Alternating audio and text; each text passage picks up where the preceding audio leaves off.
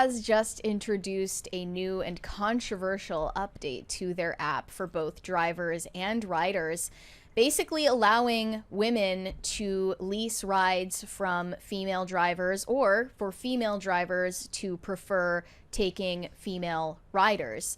It's on both sides, and this is going to start next month in LA, San Francisco, and Detroit.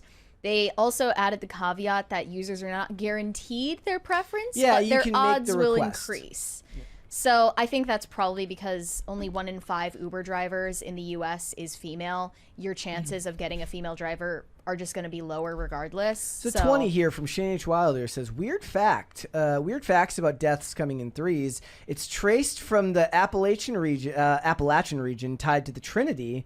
This is also a tie to the belief that someone dies 3 times: bodily death, burial, and when no one is left to remember them. That's interesting. Yeah. They didn't list that as an explanation in the article you sent me. Yep. That adds some more depth to it.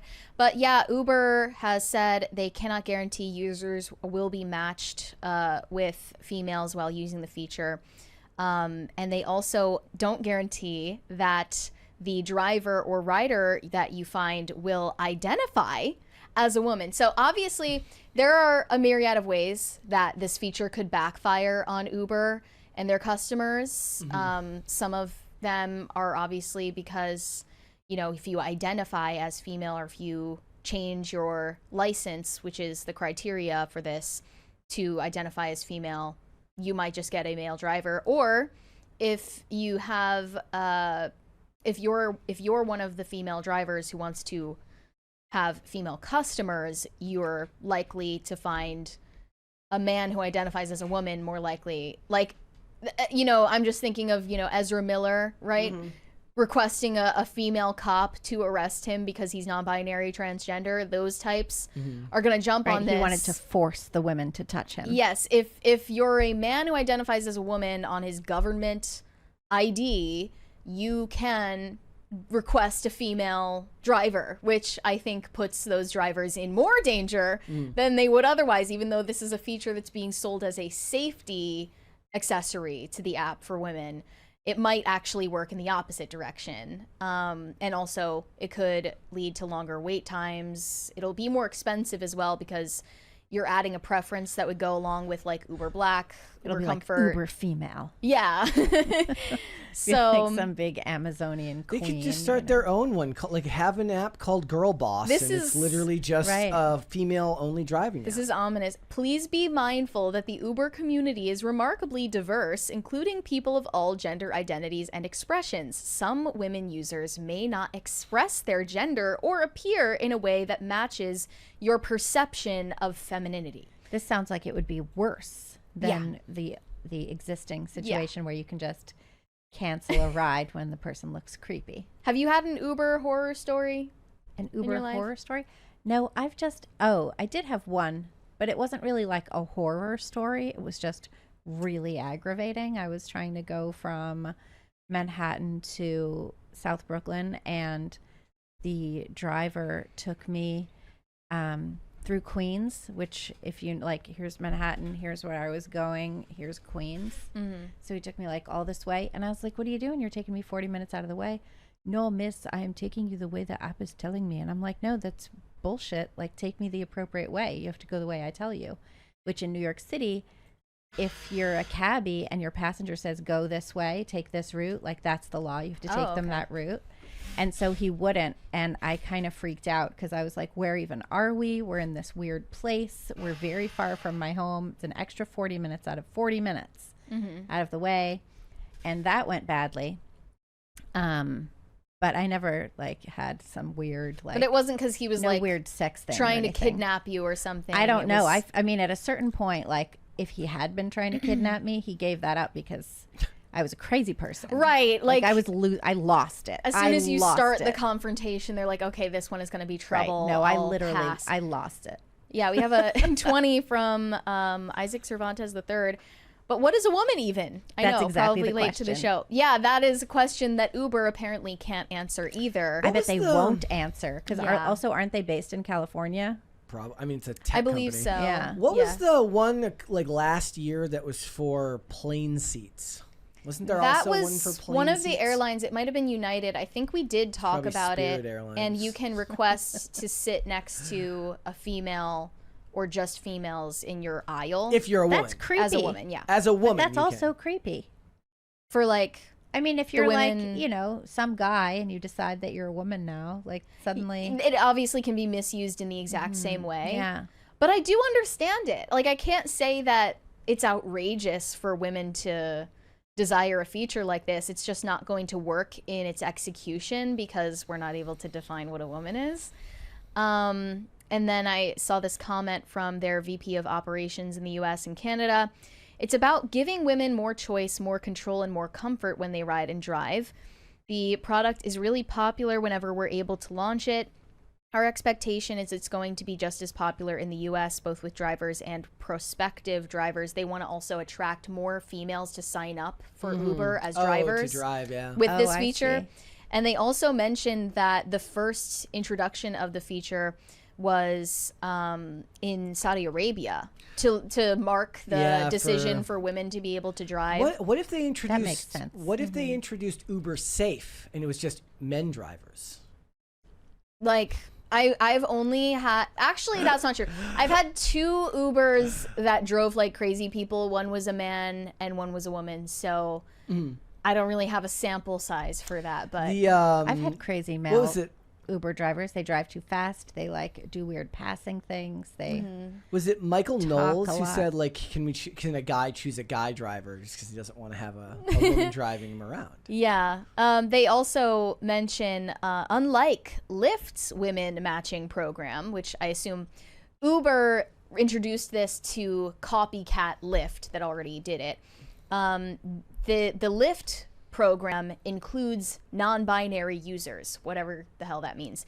And Uber's product, alternatively, is solely for those with commonly identifiable names on the side of the riders, or those who identify as female in the app, and then they look at the gender identification on the license for the drivers. The company has had a couple of conversations with LGBTQ organizations and concluded this is not quite the right way to serve the non-binary population right now. So I don't know if they're gonna get like canceled for not being inclusive enough. I wonder what the gender breakdown of the helicopter pilots for like Uber helicopter are. Oh, I forgot about Uber. Remember Uber Helicopter? Is There's that still Uber a thing? There's Uber Helicopter, I would yeah. literally never, ever, ever get into some rando person's helicopter. I feel like if you're rich enough to use Uber Helicopter, You could just get a charter helicopter, one yeah. the normal way. I think that makes a lot more sense. yeah. So yeah, like it's called Ubercopter. Okay. In New York, Monday through Friday, 2 p.m. to 6 p.m. Eastern for trips between Manhattan below 110th Street and JFK Airport. Users can book through their Uber app, selecting pickup and drop-off locations. I mean, I imagine that like, is there a part like where you get into the upper echelons of society? Like, Tim flies private. I'm assuming he doesn't do that on an app. I'm assuming somebody has to make a phone call to Yes. somebody on the other end of the line. Yes. So Uber's just like, you know what? You've got the money. What if you don't want to talk to somebody? So I'm curious, as a man, what is your take on a feature like this? Do you think that this villainizes men? Oh, I mean, A lot of responses from men were saying that this is like villainizing men in an unfair light. Pragmatically, I say give them the option to do so. It's not like they're guaranteeing it, and I can already see 30 problems with this that make it like not pragmatic anyways. It's going to fail in spectacular fashion, or at least it's not going to perform the way they want to. Like this, like I guess maybe it is a privilege as a dude where I can just call for an Uber, and the most I have to worry about is that he's going to not shut up. Everyone knows you have to check the license plate, and I always get in on the side that is backseat opposite Yeah, well, the you're driver supposed- Why do you instead do of that? behind. Because then I'm the furthest away Who the hell gets visibly, behind the driver? and I'm watching the phone more easily, and I can keep them within like reaching distance if I need to like attack them. It is discriminatory. I will get behind the driver because Oh, okay. crash stats show that the driver's side gets less impact. 'Cause Oh, the driver will like interesting. protect themselves. Okay, maybe I should switch my strategy there. Yeah. But Just No, don't you- sit in the middle. I just want to have a good eye view of the driver and their phone directions. But I agree with this one take in the responses. When it comes to this, it means that society is falling apart. That's what it is, right? It's- If we have such a low trust society that a feature like this is so in demand, that means, you know, we're falling apart. We're in decline. And like also, you can't request an Uber from an American citizen. You can't request an Uber from someone who's not a foreign migrant. I Yeah. think that would solve a lot more problems than the feature they just introduced. I mean, when are the hipsters just going to go back to cabs anyways? Cabs are better. Cabs, like, are cabs cheaper? I think in the city you have to, if you're an Uber, I think you have to be part of the Taxi and Limousine Commission So it too. costs, so Because it's they already all gonna. have, they all have TLC license plates. That used to cost a fortune too. It used to, I mean, maybe it still does now. Cabs that Uber's are a in- lot. I know that back But that's in, part of the congestion pricing nonsense. oh too. right, I know forgot that right about that. It before, makes it right, so expensive to drive into the city. Yeah. like right before Uber became a thing, like a TLC medallion cost like $1 million, and they'd have to get mortgages, like they have to take out loans oh yeah. to pay for it. But then after Uber, disruptor market, then the price dropped. But then if they were then forced through regulation to have to join the TLC, then the prices probably went right back up to have to get the medallion. Yeah, I mean I don't know. Yeah, it's pretty much the same cost. Okay. Is it Yeah. more dangerous to call an Uber in the city or walk to where you're going? Probably walking. No, I don't think it's Right? that. I don't think Manhattan for the most part is that dangerous. I mean, guess it depends on where the city. you are and what time it is. Like if we're talking about San Francisco, which is one of the places they just introduced it, like I'd much rather Uber somewhere than walk. And out here, it doesn't even really matter because getting an Uber out here is Oh, it's a real pain in the ass. It's like Yeah. impossible. Thanks for watching. Listen to full episodes of Pop Culture Crisis on Spotify. Keep up with us on social media and make sure you subscribe and ring that bell so you never miss the show. Bye, guys.